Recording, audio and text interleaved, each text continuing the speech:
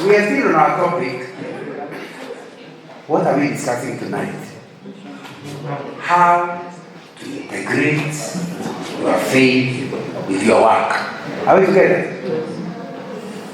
And Dr. Rebecca Nana tells you that will not be possible unless you remove labels and start finding out who you truly are. One of the books I've written on this is called Discovering Your Life's Purpose. Because I argue, until you discover your life's purpose, you will never, number one, do a good job where you're working. Number two, you not enjoy it. And number three, because you don't enjoy it, you are likely to look for shortcuts. Have you heard of those things? So you work with such people. Now, so it's important that you are clear yourself. If, for example, you're an architect, where was the architect? Yeah, you. Since my wife says that's not who you are, that's what you do, and you're not a human doing, you're a human being. You know, human beings talk about what they do. So you ask me, who are you? I'm a teacher. Now that's, you are telling me you are not a human being, you are a human doing. And here we are saying, if you truly want to integrate your faith and your work, it will be important that you find out, why did God create you? What is your life purpose? I don't think it is a bookshop here that sells my books, but there's one in Nanyuki. There's one here. There's a bookshop with my books. Okay, I don't know. But they are everywhere. But at least I saw my books are somewhere in Nanyuki. And if you are for you, because you are digital, you don't have to go to the one you buy. Just go to Amazon and just check for the book Discovering Your Life's Purpose by John Nana. Because I think it's important. That's what my wife was emphasizing. You need tonight, if nothing else, answer the question: why were you created? Why were you born again? Question number 2: what you do, does it help you to be who God created you to be? I was just this week talking to a friend of mine, and he told me his firstborn, they forced the girl to do law. The other day she finished law, came home and gave the father the certificate. She wanted me to do law. Yeah, I finished. So I asked him, what is he now doing? He's a marketing person. And what I think something like digital marketing. Nothing to do with what her father made her do. So he said, when the second one started saying, I want to do something, he said, go ahead. He had learned his lesson. The critical thing is, people emphasize human doings rather than human beings. And it's very important that you establish that. Because if you do establish what God has called you, then you'll be able to answer. Is what you are doing assisting you to be what God has made? You know, Steve Covey says in his book, The 7 Habits of Highly Successful People, that it's very possible to go on a wall, put a ladder on a wall, and you are climbing faster than everybody else. When you reach the top, look the other side, that's not where you wanted to go. So you have to come down and carry your ladder looking for the right wall. By that time, the people that were behind you, they are still climbing the right wall, isn't it? You see, you have lost your time, isn't it? And many of us, my age mates, we are over 70. So we are all retired. We are the kind of people you can't say who you are. I was a pastor in Shell those days when pastor was he used to come to Shell BP house. But I'm now nothing. I'm not communicating. So the critical thing is, who am I after I'm no longer a manager in Shell? And if I know who I am, I enjoy my retirement. Many wazés in retirement are damp, down, and drinking. Because they don't know what they are. And he can tell you, in fact, Dr. Katera will say, most people don't last 4 years after retirement. Because when they retire, they keep asking, who are you? I used to be. Say, no, not then. What are you now? And because they don't know who they are. For example, the guy goes to the shopping center nearby. He used to be a big guy in Nairobi. Now he goes to the shopping center. And they don't seem to go there. They just continue talking as if they are not aware how big he was. So he started, by the way, I was managing director of, then he says I'm big name. Oh, is it? Okay, they continue their discussion. You don't see the relevance. They do that to him 3 times, and within no time he stays home, and soon he is dead. Am I communicating? But if you could establish, like the Lord helped me to establish, who I am, and what God created me for, I am still doing it. After I left here 15 years ago, I'm still doing it and enjoying my life. So we came here in this dinner to help you to integrate your faith and your work. And you integrate it by first of all discovering who you are, and you discover it to ask the question, am I doing what supports what I was called to be? In fact, I tell young people when I'm sitting down with this subject with young people, and I most of the openings I've done for the last 40-something years have been in university. The first time I was invited to speak in a campus in September 1977. So I've been speaking in campus for the last 46 years. Even here, these campuses here, I've been to all of them, including Mary University or Kemu or whatever. I talk to young people, somehow God just opened doors. I never imagined in my 70s they will still invite me, but this year alone have been to maybe more than 12, 13 universities all over Kenya. And I emphasize to them, don't bother looking for who you marry. First of all, find out who you are. Because if you don't know who you are, you marry the wrong guy, isn't it? For example, if you know God is calling you into frontline mission work where there are no Christians, then you get a girl and she says, I'm looking for a green card to America. Don't argue. But that's the final date. Because we are going different directions. Because who you marry, you don't marry the figure 8, you marry their mission. And if the 2 nations are going different directions, it's trouble ab initio, the lawyers say, right from the beginning. So you can see how critical it is that you sort out that matter of who you are, then you can tell. Please understand clearly that your career is not your calling. Your career is the one you use to support your calling. When you talk about purpose in life, it has absolutely nothing to do with your career. Because a career is a training in a certain area. So you must ask, is this career helping me to be who God created me? If it is not, you can leave. I still remember I was at the Rans. Now you can tell I was at the Rans quite a few years ago. In fact, that I went to speak at the Rans. And the headmaster introduced me as, said, you are speaker today, let the Rans before you are all born, which is true. Because 50 years ago, most of the people who are not necessarily born who are teachers. In fact, the deputy master said he was not born. But the point I'm trying to get you to see is that when you look into this issue of we want to enjoy your life, and you start seeing what your calling is, then you know career is something you can change. My teacher at the age of 45, that time we don't know in our area, people used to be 20, 21, 22 those days. And when a guy is 45, he's more than double our age, isn't it? One day the Muzungu just told us he is resigning to go to university to do law, because for the rest of his life he wants to be a lawyer. I'm not sure. How can such a good man go to school? I'm telling you, even now, if you are 50, you are not too late. You can drop your career to be the kind of thing that aligns with your calling. Because your calling and your career are not necessarily related. So you must ask, is this career helping me? I'm not asking, is it helping you to make money?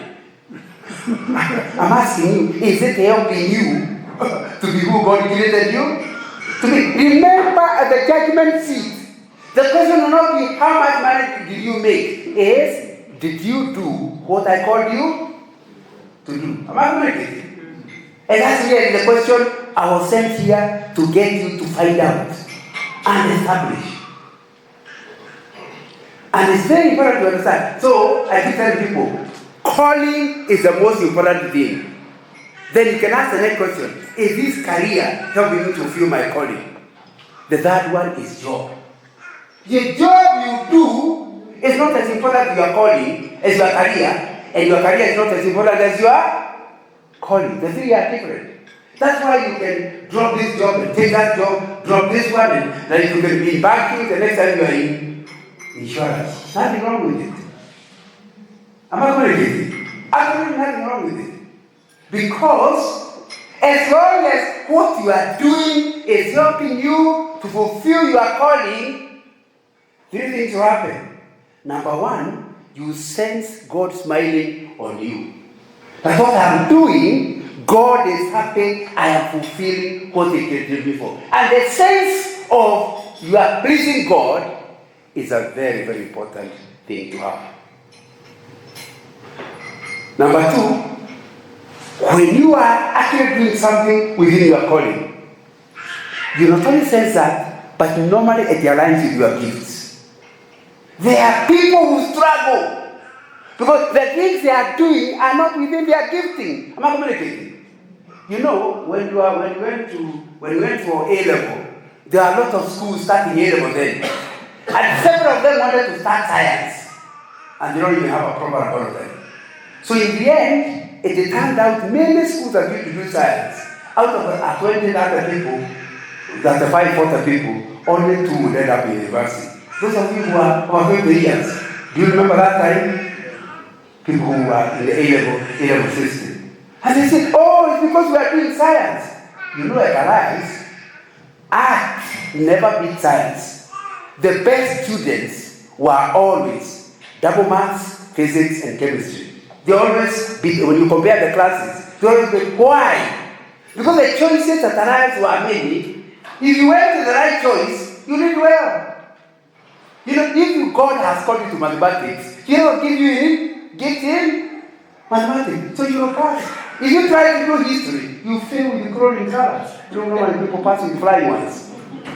And it's not because you are that. It's because you are not operating within your giftings. And a lot of us are in that business. Where you say, that business makes money. So I got there because it makes money. But the whole day you go every evening with a headache. And in the end, a heartache.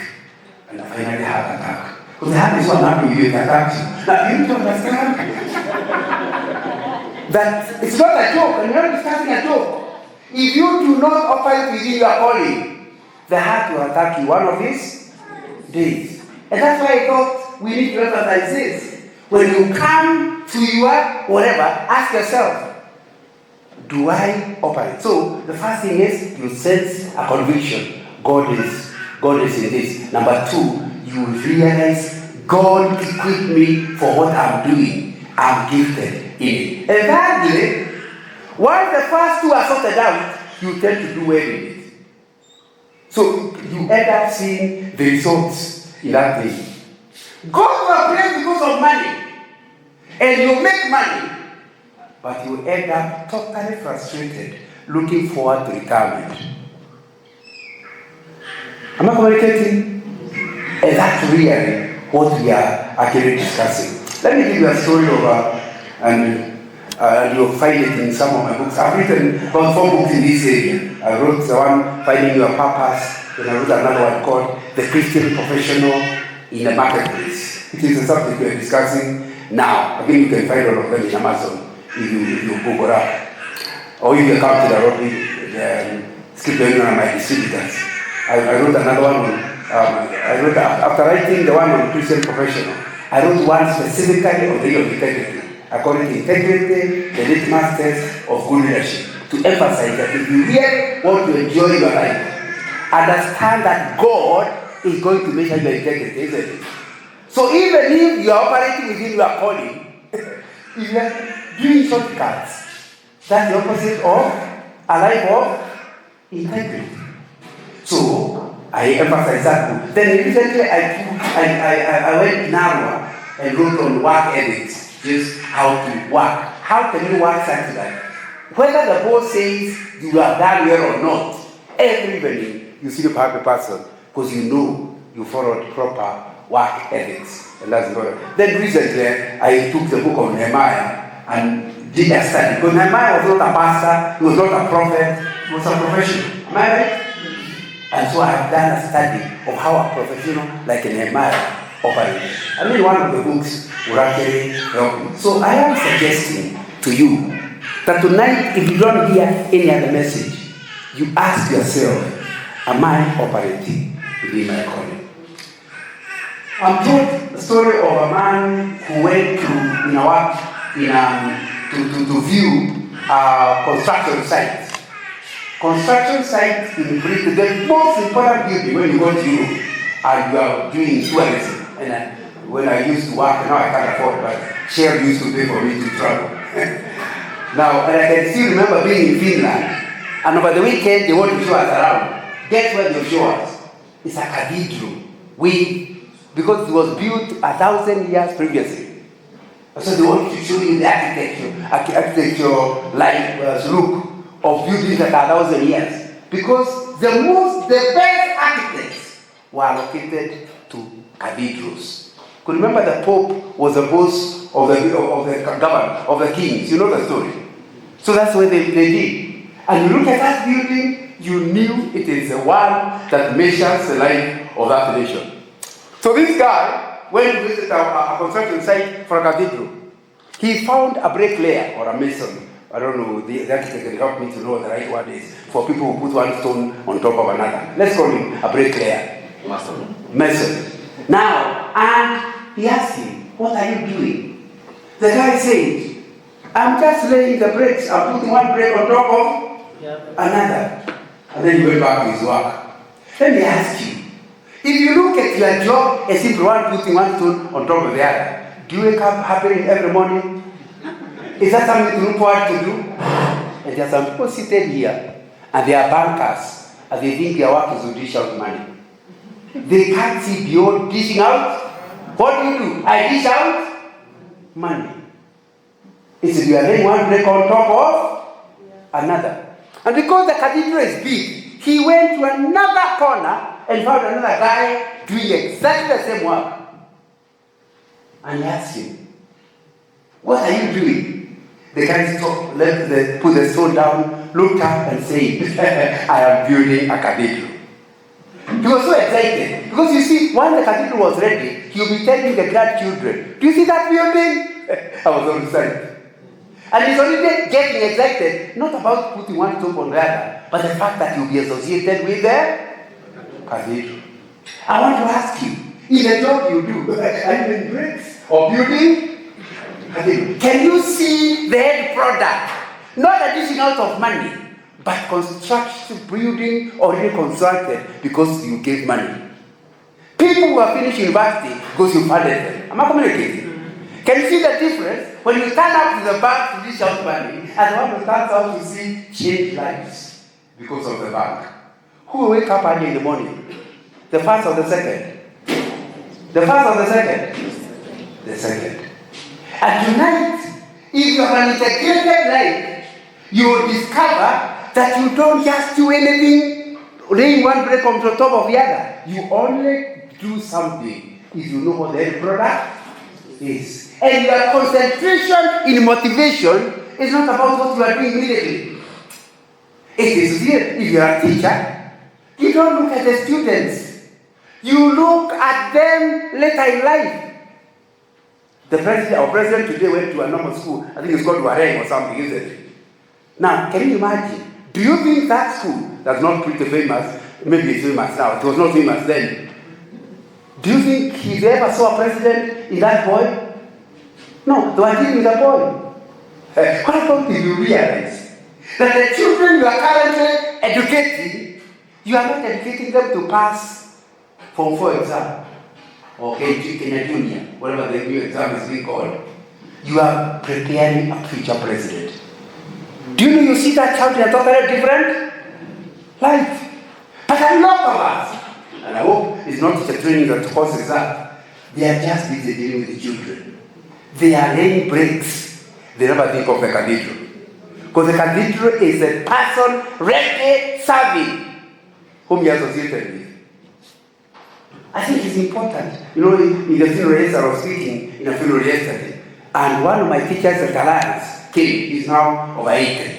And he came. And I said, do you know this was my teacher? Of course, both of us now look old.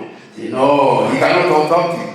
I say, he used to be my teacher. Not teacher who teach in the school. He actually taught me. What do you think that Moses felt? You know, he felt that he's the one who preached. Now, although he was only seated. But yeah, another Moses said, so part of the input of who you are today has to do with this old man. Isn't that true? Now, but when I was with him at Alliance, maybe he never saw that. And therefore he did not enjoy his job as he's now enjoying the story. You are depriving yourself by picking to laying off bricks.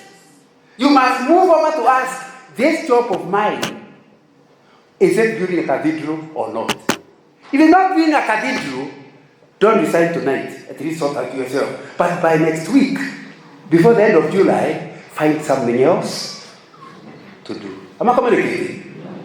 Because there is no need of being somewhere. You can't see a cathedral.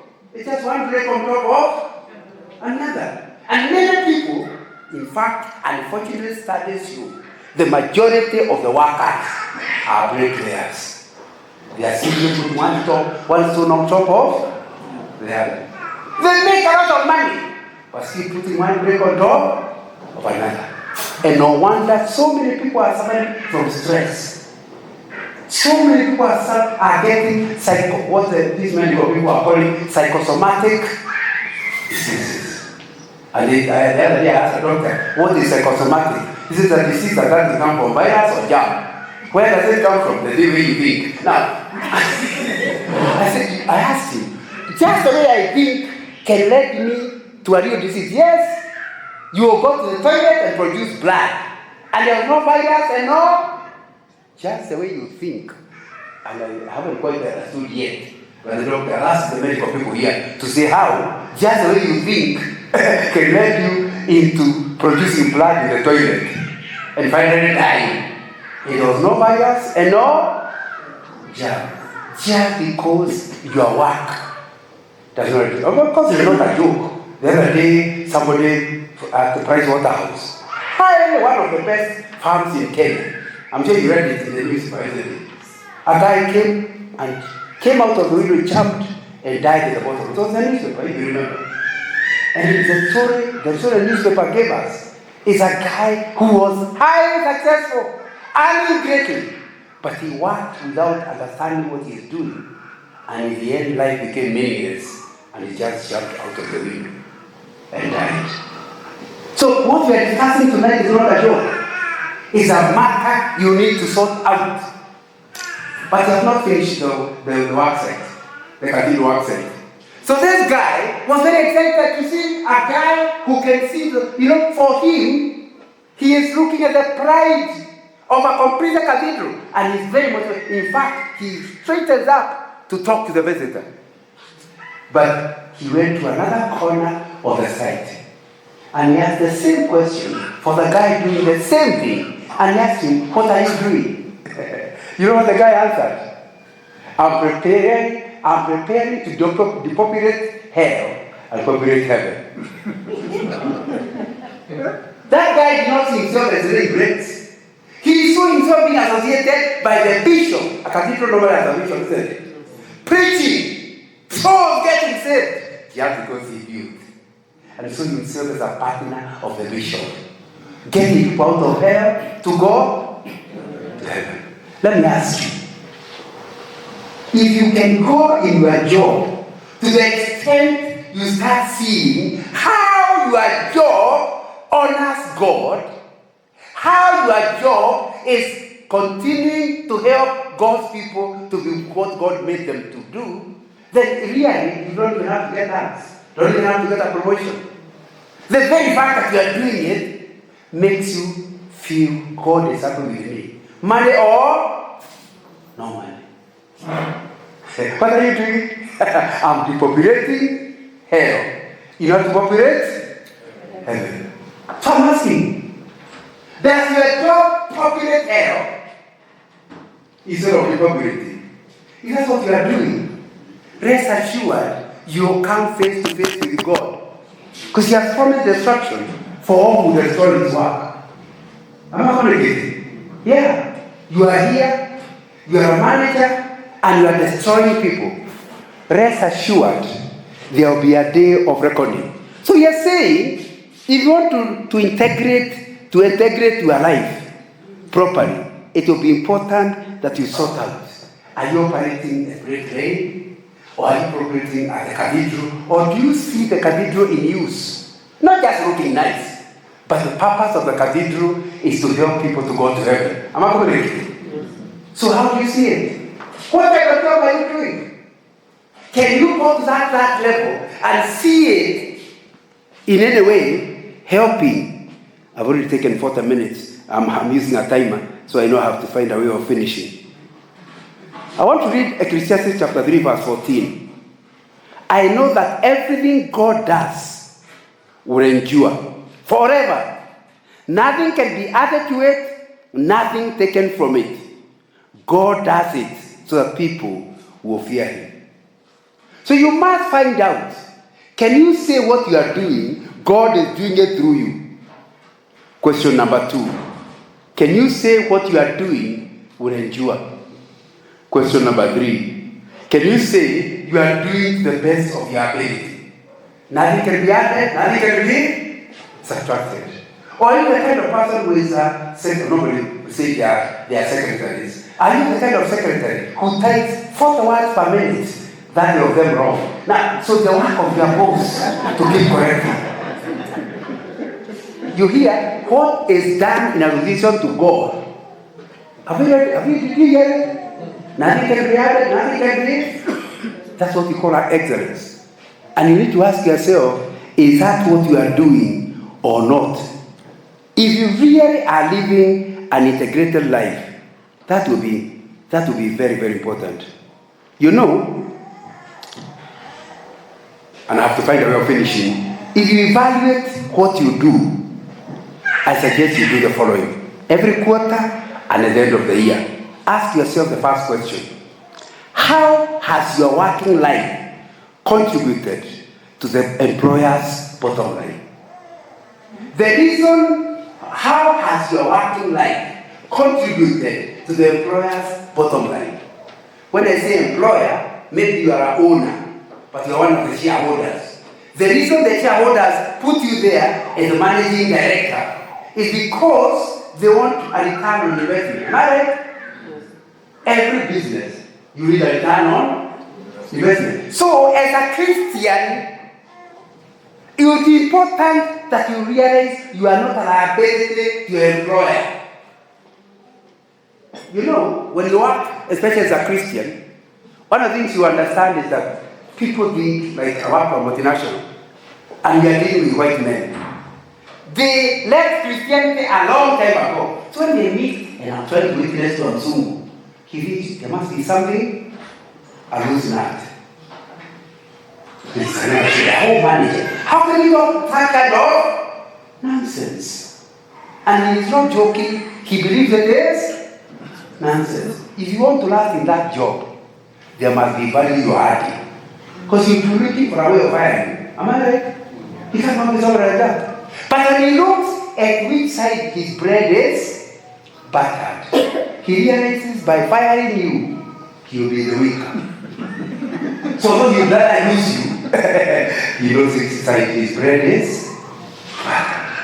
And that's why you stay there. If you truly want to live a life that honors God, you must do something that is adding value to your employer. So that even when you want to fire him, you feel, I fire him and I'll be the next fire. Because you know he's your boss. And when he fires you, he will not shine the way he has been. See, bosses shine through their workers, isn't it? Yeah. So it's very important to understand that if, for example, this principal is doing something that's helping the, I don't know who supervises teachers college, let's say the education director, they call directors. Yeah, if he knows that if he removes this guy, there will be trouble in that college. He will say, I would rather fire you, but I dare not. Because I'm already gaining out of it. That's what it means to be a Christian professional. You must do such work that even when they fire you, they won't fire you. They think twice. Because you are adding value. So don't say, but I am working for heaven. Yes, my friend, although you are busy saying, I'm building a cathedral, even every stone you add breaks. You find a way of getting out of the site. So irrespective of what your calling is, one of the things you require is what this Ecclesiastes is saying. Working with excellence. Adding value. So you must regularly ask yourself. By the way, you may have a boss who never recognizes. You may have a boss who is even insulting you every time. But the truth is, in a good performance management system, and I consult in that area, in a good management, there is a system that declares who has done well and who has done badly. Whether your boss likes it or not. So you need to be able to say, don't worry what the boss says. What have you done? Has it added value at all? Because that's really what we are talking about. An integrated, the person who has integrated faith and life, faith and working life, will be a person who does not get a salary. He earns a salary. Can you see the difference? Some people get a salary, others earn it. And you only earn it if you are adding value to the employer, to the person who set you in that place, and you can see what he is gaining out of it. And that's a very important thing. So even if you're an entrepreneur, who is your employer?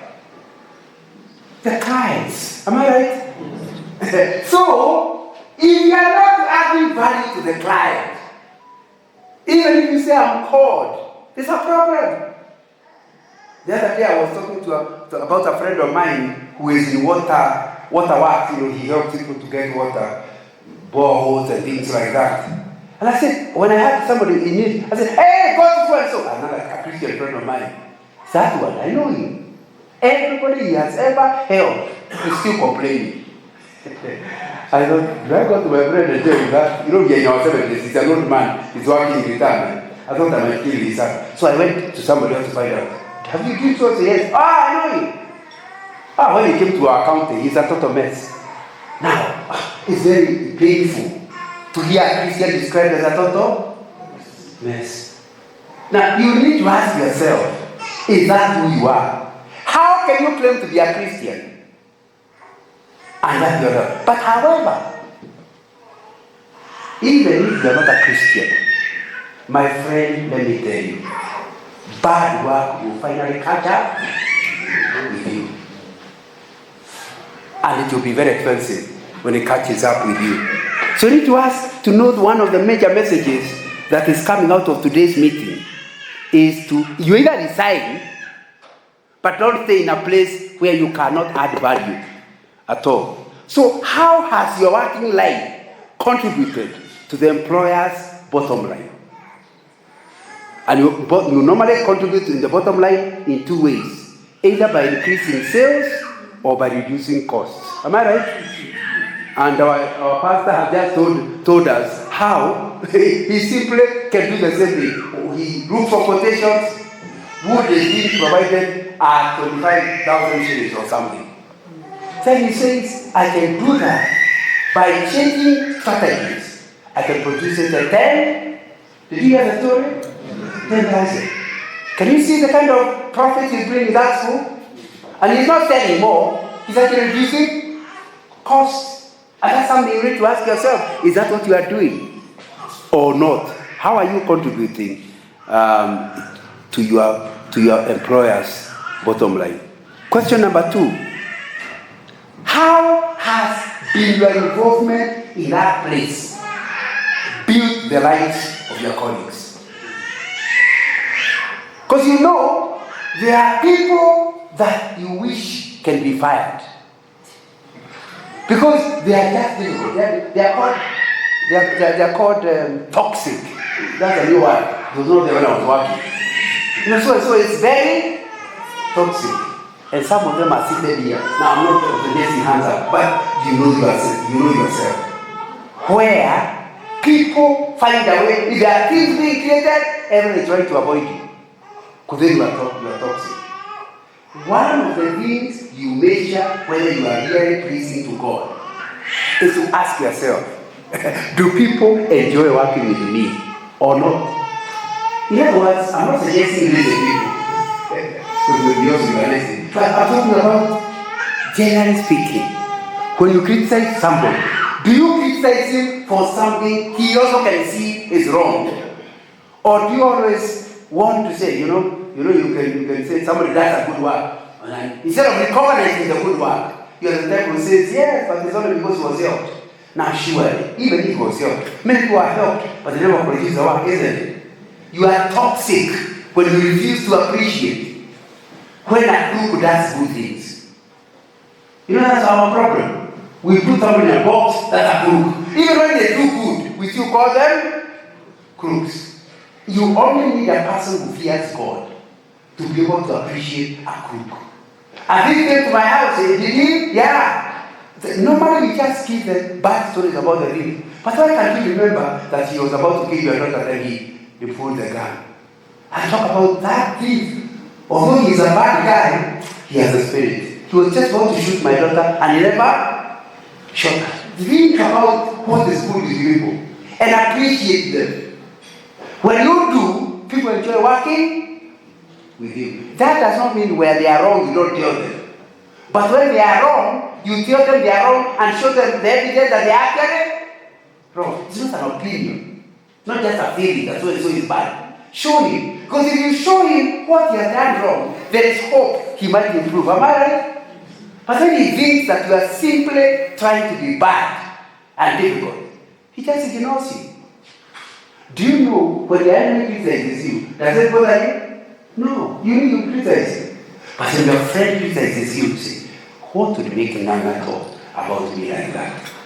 So when you work with the people and they don't feel appreciated, you are likely to build them, to make them better. I still remember being the show manager in Kisumu. You used to look after both Western Province and Nyanza Province. And I could see clearly the possibility that typing job was disappearing. Computers were coming, the 1980s. Computers were coming. And I could see. So I just told my secretary, could I train you also to be a cashier? He said, no, I'm a professional secretary. I was trained. But you know that, Mr. Nana.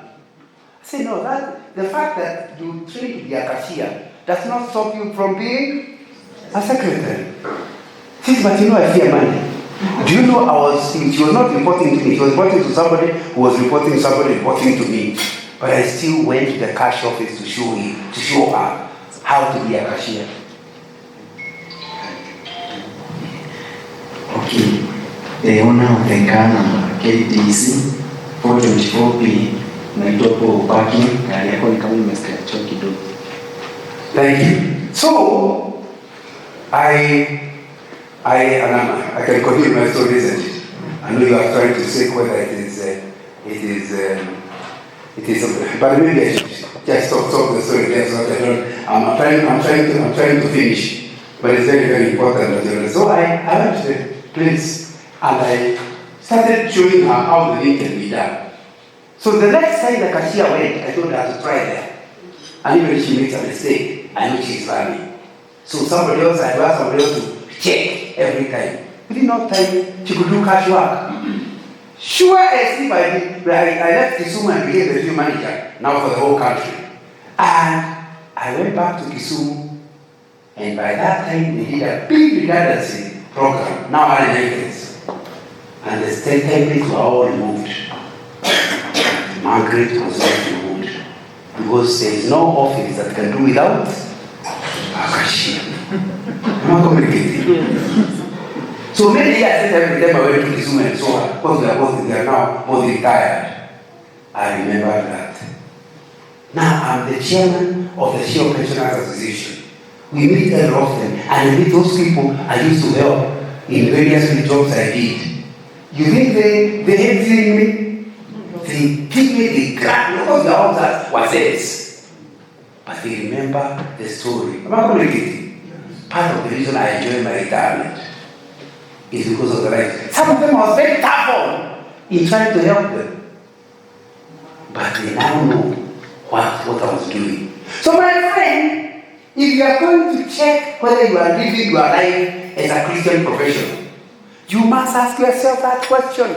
How has my life added value to the lives of my bosses, my juniors, and my colleagues? If you have not added in the last 3 months or the last 1 year, you need to ask yourself why. And then pray to God that He shows you how to change your work. And remember, the things I'm describing are the reasons God created you. He created you in order to add value to other people. You know, every time you hear that I'm serving the Lord, it's a joke. God cannot be served by anybody. He has no needs. Absolutely, you can't serve the Lord. Every time you talk about serving the Lord, it's serving God's people. Would you agree with me? Yes. It's not difficult to serve the Lord. It's impossible. He has no needs. You must look at the needs of God's people. When you serve them, we say you are serving. But because you are people who like the logical basis, go to Matthew 25 and hear people say, Lord, when did we do that? He said, when you did it to this one, you did it from the community. And that's not about preaching. It's about whatever job you do. You must affect people positively to the glory of God. And so it's very important to ask yourself, is that what you are doing or not? The last question, maybe not the last question, you must ask is, how has my working life glorified God? Just check. How has it glorified God? It's in that one where you'll be asking, not just did I add value, did I point people to God through my life? Did I point people to God through my life? How can people get saved because of the way you are? And I'm not talking about preaching to them. I'm just saying they watch your life, they see how you live your life, they see how you work, and they say, the God of Nana is the God I want. These days I do consultancy work. And it's been very interesting because once I left where I was working long term, I asked myself exactly, I knew how to influence people, how to add value, do that. But if you are going, our consultancy normally takes a short time. For example, I'm doing a training. Within a week, it's over. How it's too short a time to make a difference, so I thought. But I still remember doing a workshop in petroleum, since I work in petroleum, a petroleum workshop. Towards the end of the week, as somebody say, may I see you, Mr. Nana? Yes. Said, I want you to be my mentor. That word was not there when I was young. But now it's a very key word. Am I right? So I said, okay, let's not discuss it here. Can I buy you a cup of tea? Yes. So I told the young boy, the young man, where I would buy him a cup of tea. When we sat, he said, you are able to rise the ladder to the top management of the biggest oil company in Kenya. I want to grow like you. That's what I want you to mentor me. First time you will give me a day. I want to have reached the top leadership by the age of 42 or something. Young people are very daring. So I told them, I'd like to help you. But maybe in the workshop, I didn't tell you everything. The reason I was able to do it is because the Holy Spirit helped me. The Lord was working through me. So to give you an impression that you can reach there without God, I'll be lying. But I do know if you work the way, the same things I'm telling you tonight, if you work that way, in seeking to honor God, the truth of the matter is, God will be with you, will help you, and will make you. But the choices have consequences. That boy said, Dr. Rico, and then he said, I can test it now. I said, yeah, you can. And he prayed in the restaurant, and he gave his life to the Lord. I can tell you for sure, when people watch your life, you can answer on that level. How many people are coming to know Jesus because of your life? Can they see You know, a friend of mine, who is an accountant, tells me how he was the chief accountant of one of the parasitos, and they worked before a board meeting. They worked, and the balance sheet refused to balance. No, it's not a balance sheet until it balances. So it just refused to balance. They worked. It was past midnight. He told them, with the board meeting tomorrow, we will be closing in the meeting. No, let's go sleep. But they knew, there's something missing somewhere to bring to balance. So he told God, only you can help us. It's tomorrow, what can we do? And when he went to sleep, in the middle of his sleep, he saw the balance sheet. Those are the days before computers came. I'm talking about 1970s. He saw the balance sheet in the ledger book in a dream. So exactly the figure that was, you need to balance the debit side and the credit side, isn't it? He saw exactly the figure that was not. Then he woke up from sleep, ran to his desk without waking up the wife, and wrote exactly what the figure was and where it was. He now slept well, woke up in the morning, arrived in the office, and even their junior accountants were all there waiting, wondering what to do. He said, don't worry. He just told them, look at that figure. They put it in, it balanced. He thought, what a clever boss you have. No. God intervened in the night. I want to tell you the truth. For you to be working without being saved, you are taking a wrong truth. There were fishermen who were professional fishermen, and Jesus was a carpenter. And they fished the whole night and did not catch any fish. Then this carpenter tells them, go back. Peter said, this thing, it doesn't work. But because you said so, you know the story, isn't it? What happened? The net had more fish than it could hold. You know the story? The reason why you are not going successfully in your business as an entrepreneur, as a director, is because you are doing it on your own. You have not learned to ask a carpenter to help you in fishing, to help you in insurance, to help you in banking. Get him involved in your life. But you'll not be involved if you don't give your life to Jesus to be the master. Look, we talk about Jesus Christ. Jesus means Savior. Christ means Lord. And once you don't allow Him to be the Lord of your life, then you can't expect Him to be involved in your normal day-to-day, mundane way of working. My testimony is, I can give case after case when I have seen the hand of God sort out my professional challenges. And tonight, I'd like to encourage you. If you are here and you don't know Jesus, your personal Savior, my friend, you are working or running on a dry tank. Even if these prices of petrol going up, no car will move on a dry tank. You require the Spirit of God, and He only comes to your life when you surrender to Him.